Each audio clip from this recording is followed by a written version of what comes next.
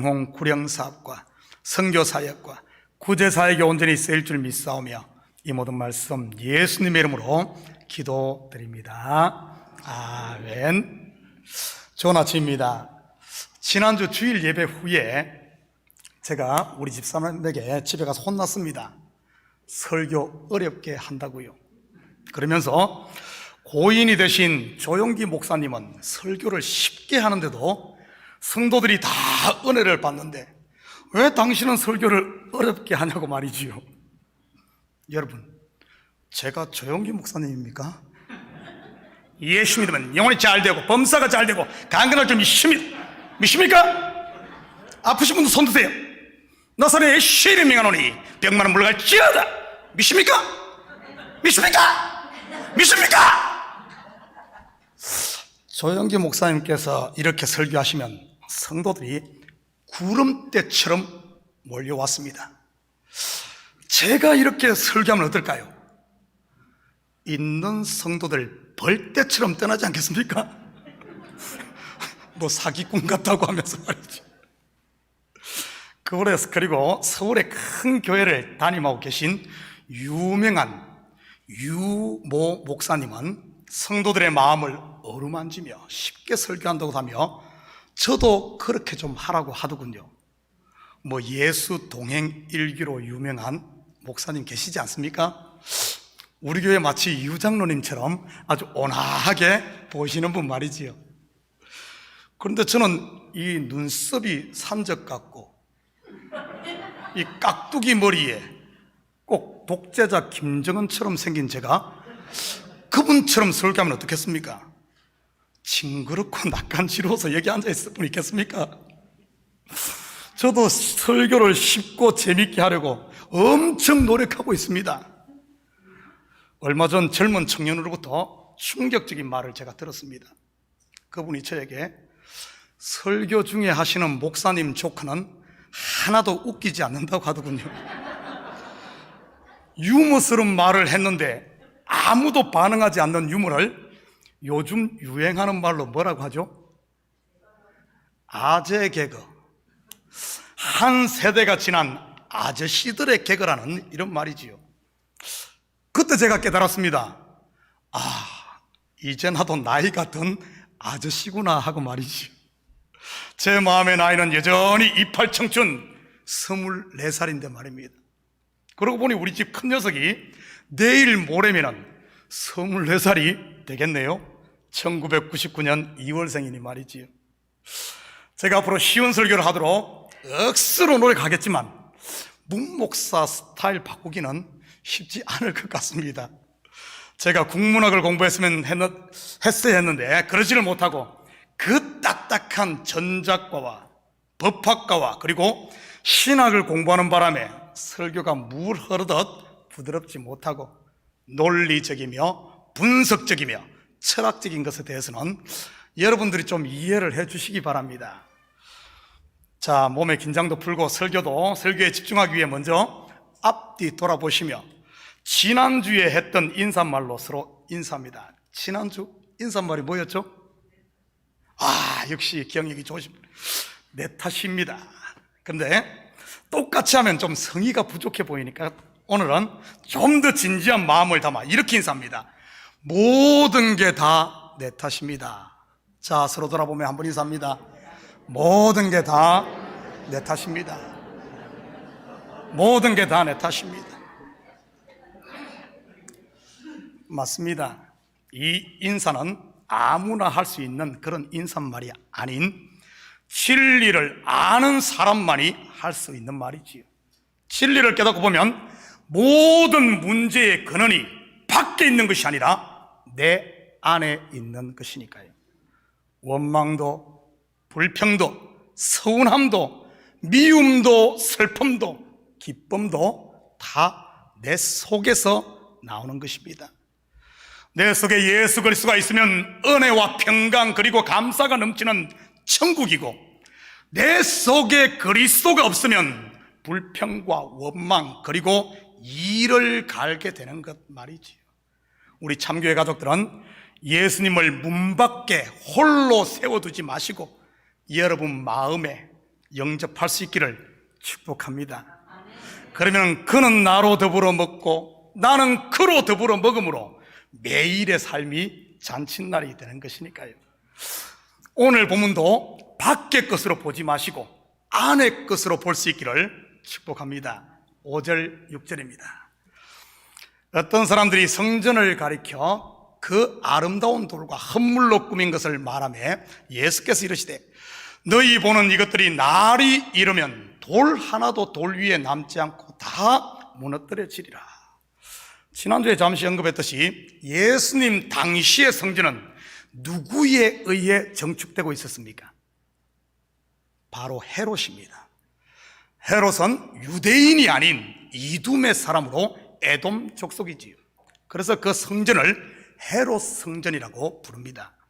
예루살렘에 세워진 첫 성전이 솔로몬 성전입니다. 이 성전은 BC 722년 바벨론에 의해 파괴되고 그 후 70년 만에 바벨론에서 돌아와 재건한 성전이 스룹바벨 성전입니다. 스룹바벨은 포로 귀환을 이끌었던 유대 총독이고요. 그 뒤 유대 지역은 페르시아와 헬라 제국의 지배를 거치면서 성전은 쇠락하고 거의 방치되다시피 했습니다. 그런 성전을 헤롯이 유대의 왕이 되면서 유대인들의 환심을 사기 위해 시작한 사업이 바로 성전 정축이었던 것입니다. 그런데 이 헤롯 성전은 예수님의 예언처럼 AD 70년에 로마의 디도 장군에 의해 돌 하나도 돌 위에 남지 않고 무너집니다.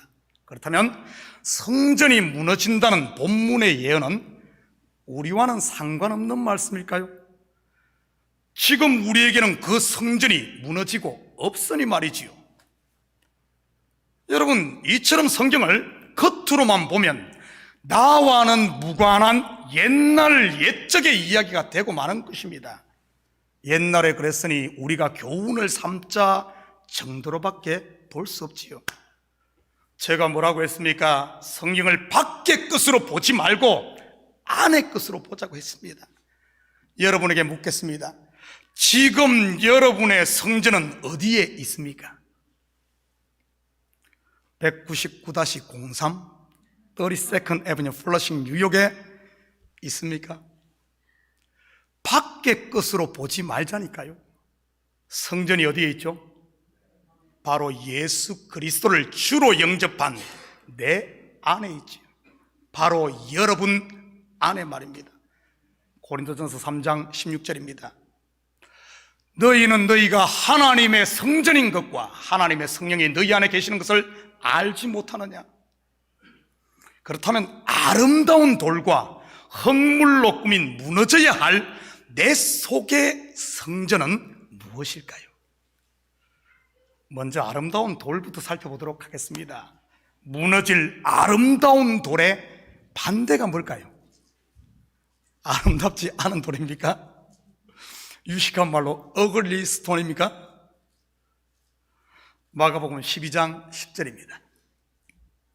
너희가 성경의 건축자들이 버린 돌이 모퉁이의 머릿돌이 되었나니, 바로 건축자들의 버린 돌, 버림받은 돌, 이것이 아름다운 돌의 반대입니다.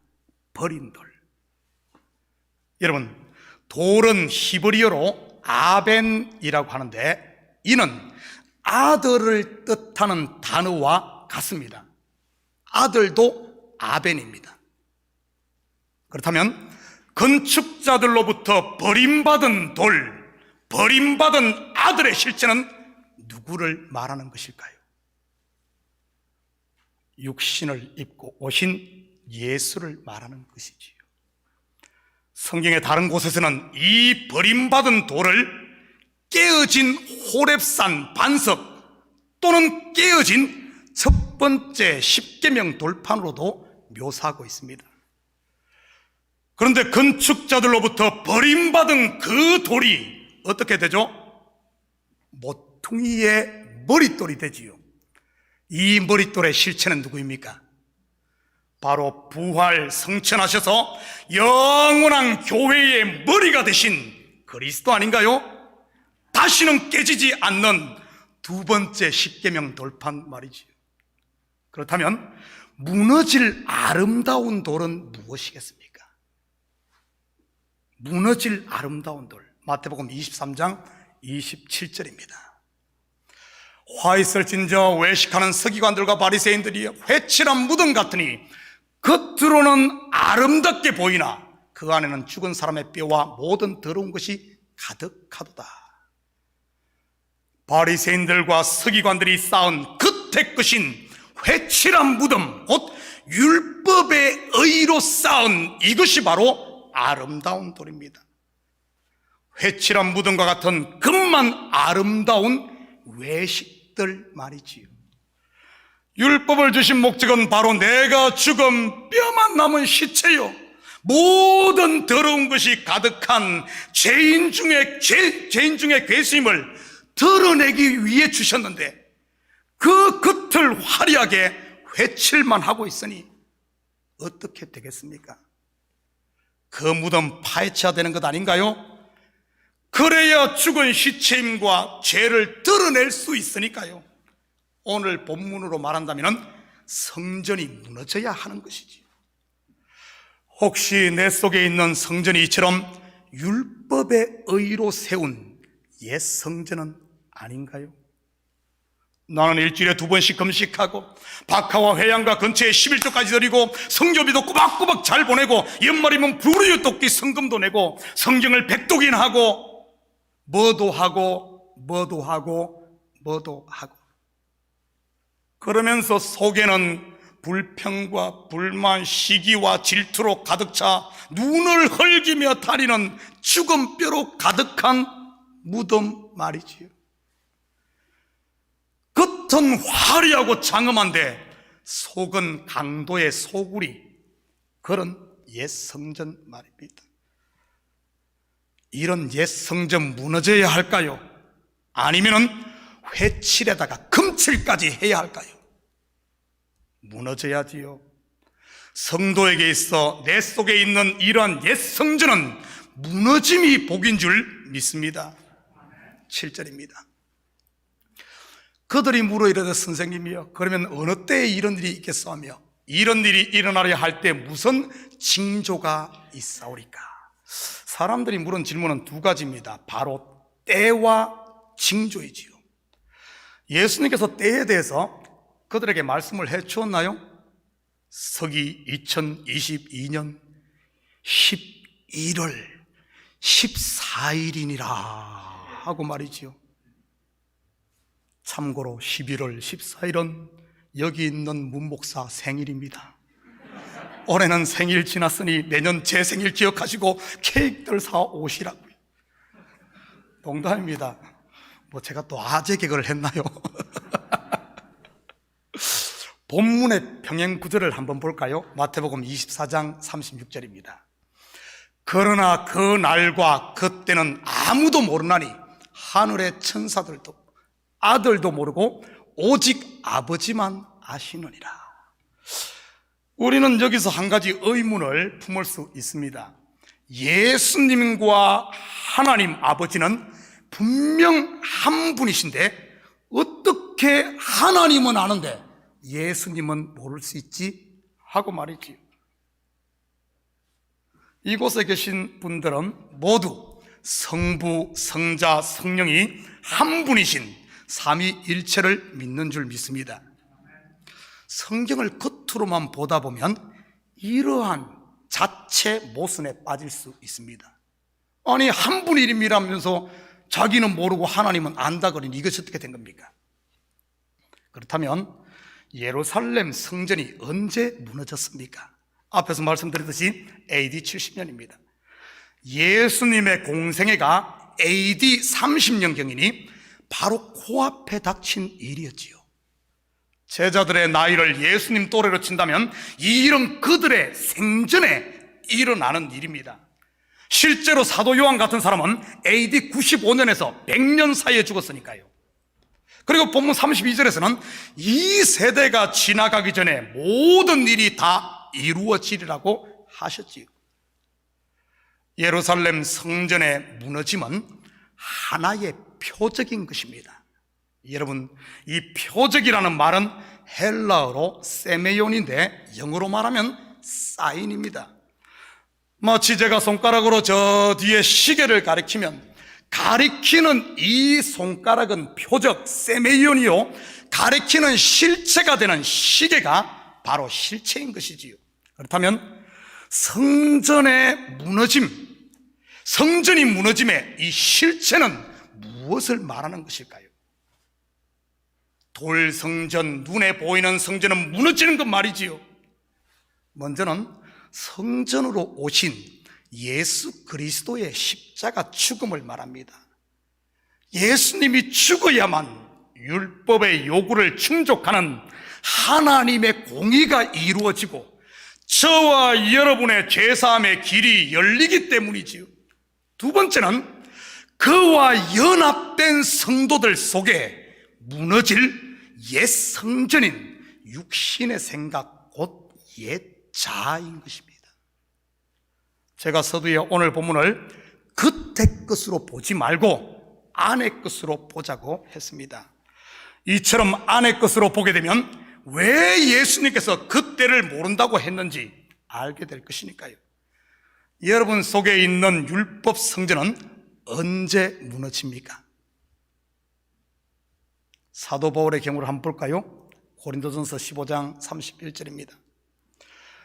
형제들아, 내가 그리스도 예수 우리 주 안에서 가진 바 너희에게 대한 나의 자랑을 두고 단언하노니 나는 날마다 죽노라. 나는 날마다 무너지노라. 이런 말이죠.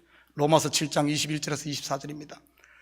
그러므로 내가 한 법을 깨달았노니 곧 선을 행하기 원하는 나에게 악이 함께 있는 것이로다.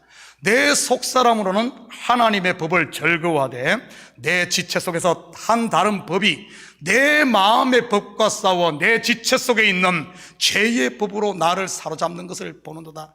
오호라, 나는 공고한 사람이로다. 이 사망의 몸에서 누가 나를 건져내랴. 한 군데만 더 봅니다. 고린도서 12장 10절입니다. 그러므로 내가 그리스도를 위하여 약한 것들과 능욕과 궁핍과 박해와 공고를 기뻐하노니 이는 내가 약한 그때의 강함이라. 사도 바울 속에 세워진 율법의 옛 성전은 언제 무너졌습니까? 제일 먼저는 자기의 의지와는 상관없이 예수 그리스도께서 다메섹 도상에서 빛으로 찾아왔을 때 사도 바울 속에 있는 율법 성전은 무너집니다. 이것을 신학적인 용어로 하나님의 불가항력적 은혜라고 합니다. 하나님의 불가항력적 은혜. 하나님이 찾아오셔서 나를 구원하면 내가 거부할 수 없다는 하나님의 전적인 주권, 그것을 이야기하는 거죠. 창세기 1장의 언어로 표현하자면 하나님께서 빛이 있으라 말하자 어둠이 거부할 수 없이 빛으로 가득 채워지는 그런 모습이지요. 마치 이 예배당에 들어와 스위치를 켜는 순간 빛으로 가득 채워지듯이 말이지. 이 속에 있는 어둠이 빛이 비쳤는데 나 못 나가 이럽니까? 그냥 빛으로 채워지는. 사도 바울이 그 때를 알았을까요? 몰랐을까요? 다메섹 도상에서 예수의 빛이 찾아와 자기의 성전이 무너질 것을 알았을까요? 몰랐을까요? 태아가 자기가 태어날 때를 알까요? 모를까요? 그렇다면 누구만 알까요? 위에 계신 분만 알지요. 아버지만 아시느니라. 그리고 사도 바울 속에 남아있는 옛 성전의 무너짐의 때는요, 가나안 땅을 정복했지만 거기에 남아있는 족속들, 이 옛 성전이 또 무너져야 되잖아요. 나는 날마다 죽노라. 즉 날마다 무너진다는 말입니다. 오호라, 나는 공고한 사람이로다. 이 사망의 몸에서 누가 나를 건져내랴. 그렇다면 사망의 몸에 눌려있는 그를 누가 건져내고 살려낼까요? 로마서 8장 10절입니다.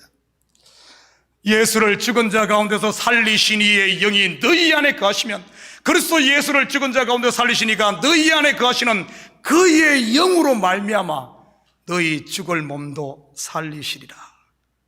율법의 옛 성전이 무너질 때 무너지지 않는 영원한 새 성전이 세워지는 줄 믿습니다. 그것이 바로 내가 약할 그때에 내 속에서 무너지지 않는 그분이 강함이 되는 것이고요. 그렇다면 여러분의 옛 성전은 언제 처음 무너졌습니까? 여러분의 다메섹 도상 말이지요. 그것은 하나님과 여러분의 영만 아는 것입니다. 사도행전 9장 7절입니다. 같이 가던 사람들은 소리만 듣고 아무도 보지 못하여 말을 못하고 서 있더라. 사울이 바울로 거듭나고 그의 옛 성전이 무너져도 같이 가던 사람들은 보지 못했지요. 모른다는 사실입니다. 같이 가던 사람은 내가 속사람으로 거듭나서 보면 이 같이 가던 사람은 나라는 그 사람이라는 이런 의미도 있습니다.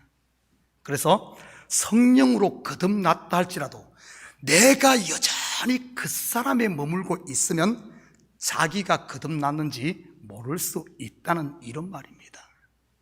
예전에 구원파라는 이단이 그렇게 묻고 다니지 않았습니까? 장로님 거듭났습니까? 집사님 거듭났습니까? 당연히 예스, 아멘 하겠지요. 언제요? 어디서? 어떻게? 그런 소리 들으면 심장이 괜히 두근거리고 괜히 주눅 들으시는 분도 있지요. 그러다가 미혹되기도 합니다. 그들이 왜 그런 질문을 하는 줄 아십니까? 그들은 겉에 것밖에 보지를 못하니 그런 겁니다. 겉에 것밖에 못 보니까. 그러면서 성도들의 시선을, 속에 말씀 붙들고 있는 성도들의 시선을 자꾸 겉에 것으로 옮기는 것이지. 마치 하와를 유혹하여 선악과를 자꾸 쳐다보게 하듯이 말입니다. 그것만 자꾸 쳐다보고 있으면 보암직도 하고 먹음직도 하고 지혜롭게 할 만큼 탐스럽기도 한 그 겉의 것으로 자꾸 시야를 빼앗기는 거죠. 그러다 보니까 어떤 줄 압니까? 구원받았습니까? 하면 죽어봐야 알죠. 이런 소리 하는 거예요. 더 이상 율법의 의의에 머물러 있지 마시고 내 속에선 역사하시는 성령의 소리를 들으므로 여러분 두려워하지 말고 담대하게 자유하시기를 축복합니다. 이렇게 한번 우리 속에서 무너진 옛 성전은 돌 하나도 돌 위에 남지 않을 때까지 매일 무너져야 하는 것입니다. 물론 이렇게 만드시는 분이 하나님이시고요. 이것이 무너지지 않고 있으면 어떤 일이 일어나는 줄 압니까? 오늘 본문의 어떤 사람들처럼 아름다운 돌과 헛물로 꾸민 무너질 돌 성전, 사도 바울은 이것을 배설물이라고 했죠. 그 배설물만 자랑하게 되는 것입니다. 하나님 나 밭지에 똥 쌌어 잘했죠? 이러면서 말이지요.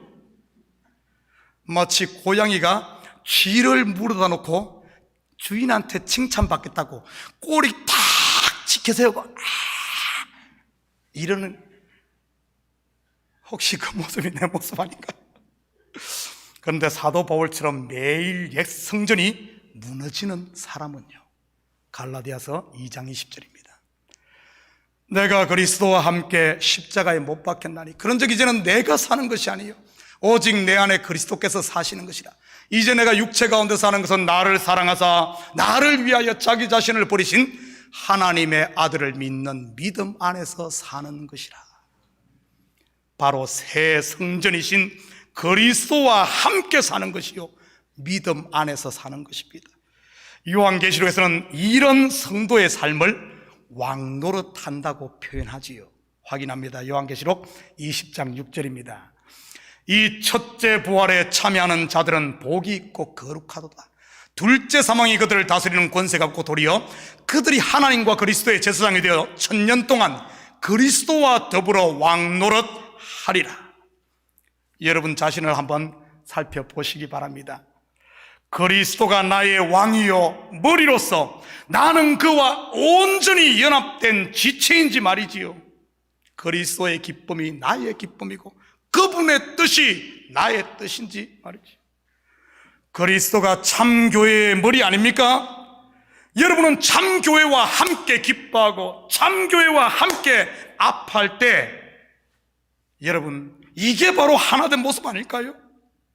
교회의 영광이 나의 영광이고 교회에서 주어지는 말씀이 나의 생명 양식입니까? 여러분은 매일 교회를 위해 기도하고 교회 부흥을 위해 힘쓰시나요? 교회의 건의에 복종하고 교회에 세우신 목사를 위해 중보하십니까? 말씀에 아멘으로 화답하고 그 말씀을 지키기 위해 몸부림치고 있나요? 아멘 하신다면 여러분은 분명 그리스도와 더불어 지금 왕노릇하고 있는 줄 믿습니다.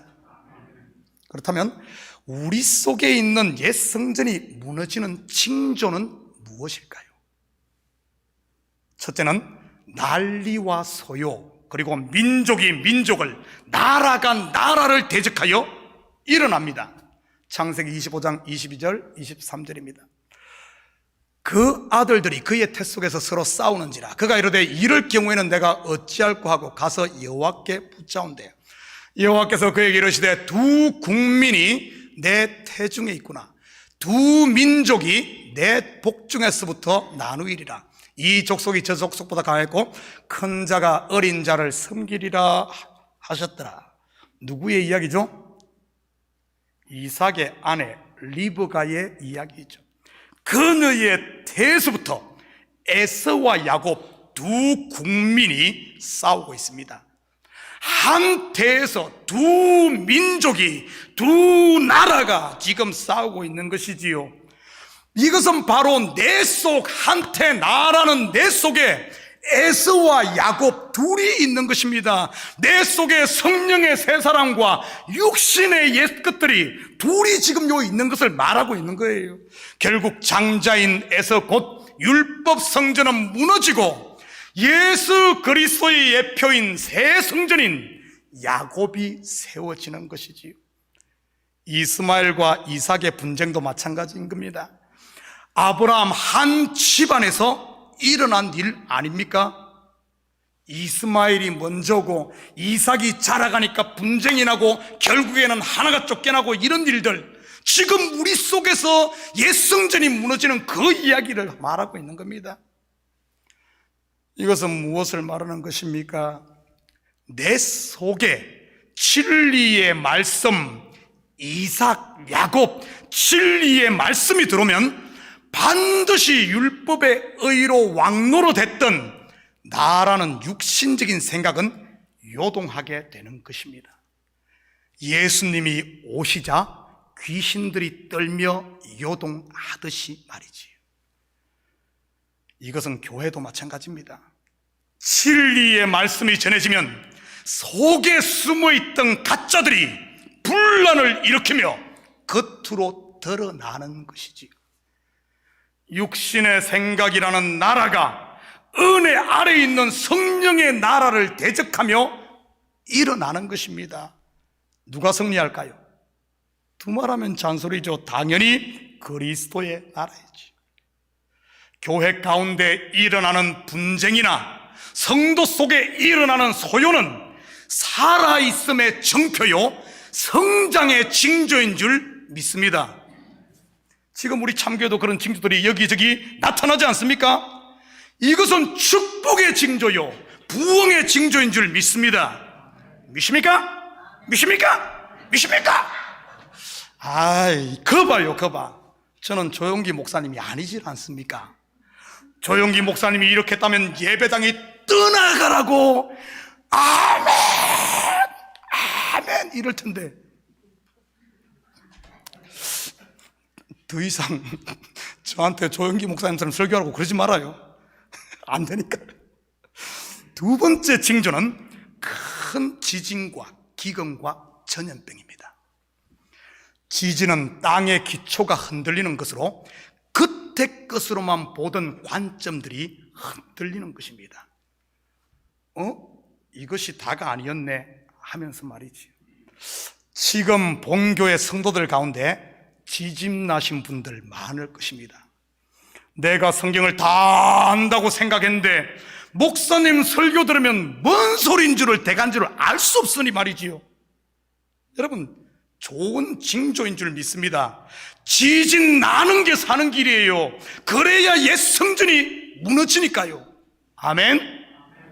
기근이 무엇입니까? 양식이 없는 게 기근 아닙니까? 성도에게 양식은 말씀이고요. 지금까지 그렇게 재밌고 은혜스럽게 듣던 율법적인 설교가 진리를 알게 되면 더 이상 들을 수가 없는 것이지요.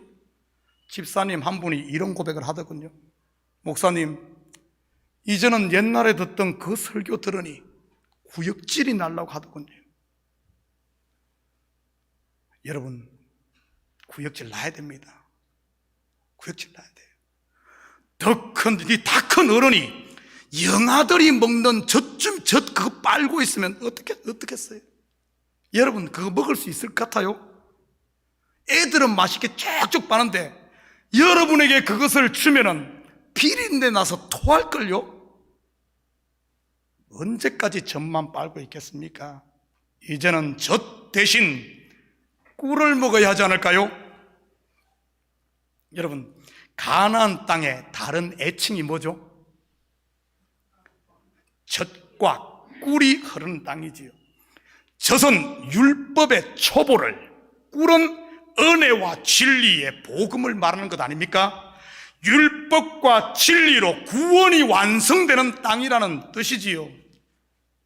그러면서 십자가의 도인 복음이 오늘 본문에 보면 전염병처럼 번져가는 것입니다. 복음, 하나님의 말씀의 진리가 내 속에 전염병처럼 퍼져가고 씨앗이 절어서 나무가 되고 누룩이 번져가듯 이런 일이 우리 가운데 일어나는 것을 이야기하는 겁니다. 율법 성전이 무너지면 그 무너진 자리에 새 성전이 채워지고 복음의 생명의 말씀은 나를 전염병처럼 우리를 변화시켜 가는 그 이야기를 하는 것이죠. 예수 그리스도께서 십자가에 달리시자 제자들의 마음에 지진이 일어나고 두려움으로 마음의 소요가 일어나며 땅이 갈라지듯 그들의 가슴이 찢겨지고 그들의 꿈이 산산조각 났습니다. AD 70년 예루살렘이 함락되고 성전이 돌 하나도 돌 위에 남지 않고 무너지며 큰 환란이 일어나자 모든 유대인들이 흩어져 디아스포라가 되었습니다. 때로는 교회 가운데 성도가 목사를 대적하여 일어나고 성도들 마음이 상처를 받고 서로 간의 신뢰에 금이 가고 낙심이 찾아올 수 있습니다. 이러한 보이는 것은 하나의 표적임을 잊지 마시기 바랍니다. 이 표적을 통해 실체를 봐야죠. 왜 하나님께서 거룩한 교회와 성령의 전인 우리 마음에 이러한 것들을 허용할까요? 그것은 바로 보이는 것, 겉의 것이 진짜가 아니라는 것을 가르쳐 주기 위함인 것이지.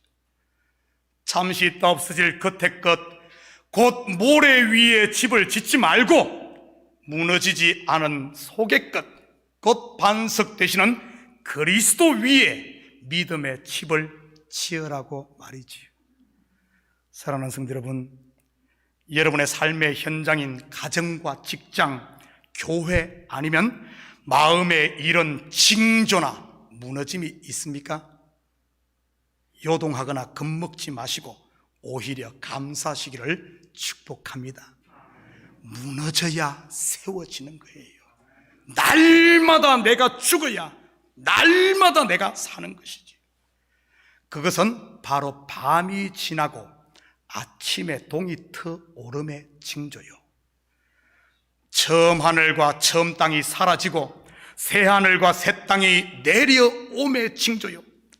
사람이 지은 율법 성전이 무너지고 무너지지 않을 새 성전의 기초가 놓아지는 징조인 것이니까요. 이 한 주도 그리스도 안에서 날마다 죽는 삶을 통해 날마다 새롭게 살아나는 부활을 삶을 사시고 그리스도가 나의 왕 되심을 여러분의 삶의 현장에 선포하며 사는 이런 복된 이 시대 성도로 사시기를 주님의 이름으로 축복합니다. 같이 기도하십시다. 사랑의 아버지 하나님, 참으로 감사드립니다. 맞습니다. 우리 속에 옛것들이 무너져야 새 하늘과 새 땅이 임하고 은혜와 평강의 새 성전이 세워진 줄 믿습니다. 이것을 모를 때는 두려워 떨었지만 이제는 아버지 하나님, 무너지는 것을 통해 그때 것만 볼 것이 아니라 내 속에 새롭게 아버지 세워질 하나님 나라를 바라보며 오히려 감사하며 요동하지 않고 믿음으로 굳건해 서서 우리의 길을 갈 수 있도록 축복하여 주시옵소서. 감사드리며 예수님의 이름으로 기도드립니다. 아멘. 다 같이 자리에 일어납니다. 우리 찬송 352장 찬송 들으신 후에